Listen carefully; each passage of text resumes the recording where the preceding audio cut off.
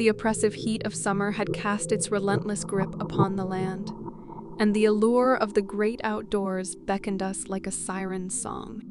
My friends and I, brimming with youthful enthusiasm and a thirst for adventure, decided to embark on a camping trip deep within the heart of the Blackwood Forest. Little did we know that this journey would lead us to the very brink of terror itself. Our group consisted of 5 intrepid souls. Sarah, the fearless leader of our little expedition, who possessed an unshakable belief in the supernatural. Mark, her boyfriend, who always seemed to find humor in the darkest of situations. Emily, the astute and analytical thinker of the group. Finally, there was me, John, a skeptic who often questioned the existence of anything beyond the realm of science and reason. We arrived at the forest with great excitement, eager to escape the sweltering city and immerse ourselves in the cool embrace of nature. The Blackwood Forest was ancient and formidable, its towering trees casting long, ominous shadows that seemed to dance with malevolent intent. The atmosphere was thick with humidity, and the air was suffused with the earthy scent of moss and decaying leaves. Our first day was filled with typical camping activities, setting up tents, gathering firewood, and preparing a hearty meal. The sun dipped below the horizon, painting the sky with vibrant hues of orange and red, and we gathered around the campfire, sharing stories and laughter. Little did we know that our mirth would soon give way to a profound, bone-chilling terror. As the night wore on, the forest seemed to come alive with a cacophony of rustlings and strange, indistinct whispers that echoed through the trees. Sarah, who was well versed in the supernatural, dismissed these sounds as the mere products of overactive imaginations. Mark teased us about it, claiming it was the forest's way of welcoming newcomers. Despite our unease, we laughed along with him. But as the hours passed, the atmosphere grew increasingly oppressive. The forest's symphony of eerie noises intensified, and the once bright campfire seemed to dim, as if it were losing the battle against an encroaching darkness. It was then that we noticed something peculiar. The stars above, which had shone brilliantly earlier, were now obscured by a thick blanket of clouds that had rolled in unannounced. Emily, ever the pragmatist, attributed the change in weather to a sudden front moving through the area. I desperately wanted to believe her, but a gnawing sense of unease settled in the pit of my stomach. It was as though the forest itself had turned against us, its very essence shifting to something far more sinister. Suddenly, Sarah's voice pierced through the growing tension. "Did anyone else hear that?" she asked, her eyes wide with a mixture of fear and curiosity. We all fell silent, straining our ears to listen. At first, I heard nothing but the wind rustling through the leaves.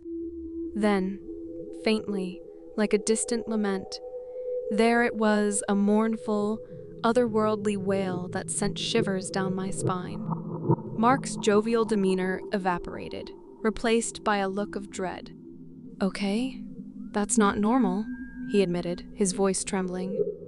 I felt a chill in the air that had nothing to do with the dropping temperature.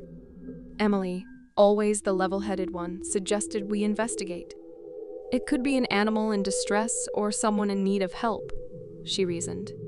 Reluctantly, we grabbed flashlights and ventured deeper into the forest, guided by the eerie sound that seemed to beckon us like an ethereal hand.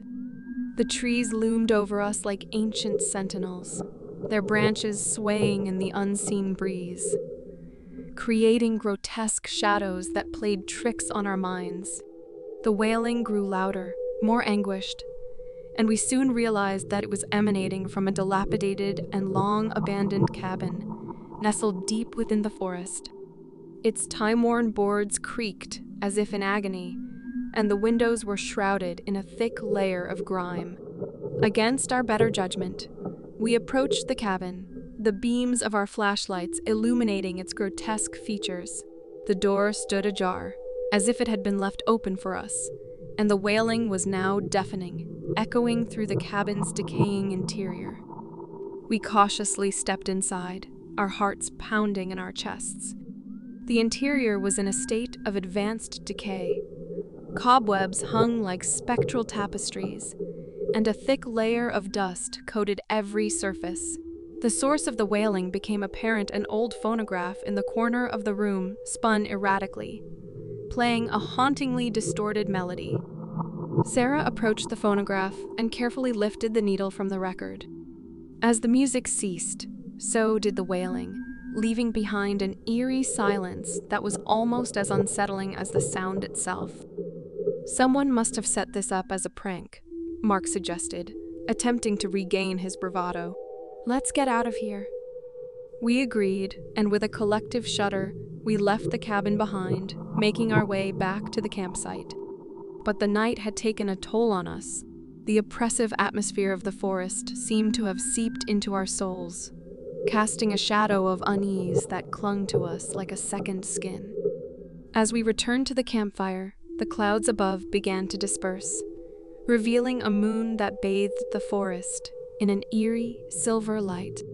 We settled around the fire, trying to shake off the sense of foreboding that had settled upon us. It was then that we heard it again, the mournful wail, closer now, as though it followed us from the cabin. Panic seized our hearts as we realized that the source of the sound was no longer the phonograph but something far more sinister. A figure emerged from the shadows, a gaunt, haggard figure with hollow eyes that seemed to pierce through our very souls. It moved with an unnatural, jerky gait, its limbs contorted in grotesque angles. The wailing intensified, emanating from this unholy apparition. In a state of sheer terror, we stumbled backward, our hearts racing as the figure drew closer. Sarah, the fearless leader, was the first to react. She snatched up a burning log from the campfire and thrust it toward the approaching horror. The flames consumed it, revealing a face twisted in agony. "Please," it rasped, its voice a tortured whisper. "Help me." Our fear turned to pity as we realized that this was not a malevolent spirit, but a tormented soul. Emily, ever the compassionate one, stepped forward to offer assistance. "What happened to you?" she asked, her voice trembling. The figure's story was one of tragedy and despair. It had been a camper, just like us, who had ventured into the forest years ago.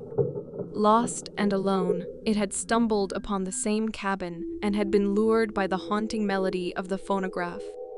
But the cabin was no mere prank. It was a trap, a malevolent force that had ensnared its soul, binding it to this accursed place. As it spoke, tears welled in its eyes, and we could see the pain etched into its withered features.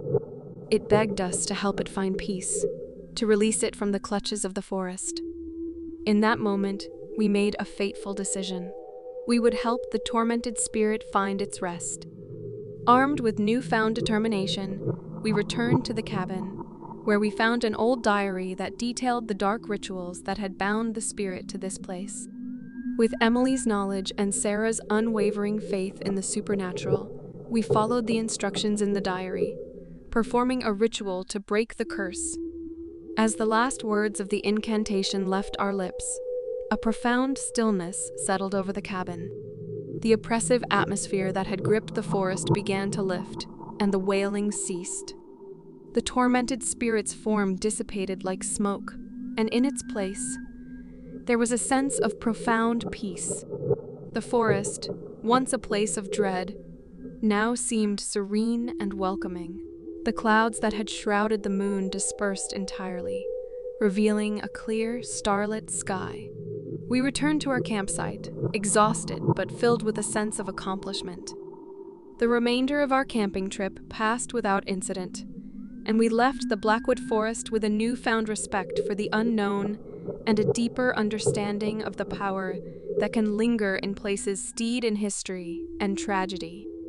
As I sit here now, recounting this bone-chilling tale, I am reminded that sometimes the most terrifying experiences can lead to the most profound revelations. The Blackwood Forest will forever be etched in our memories as a place of both horror and redemption, a place where the line between the natural and the supernatural blurred, and where our lives were forever changed by the events of that fateful summer night.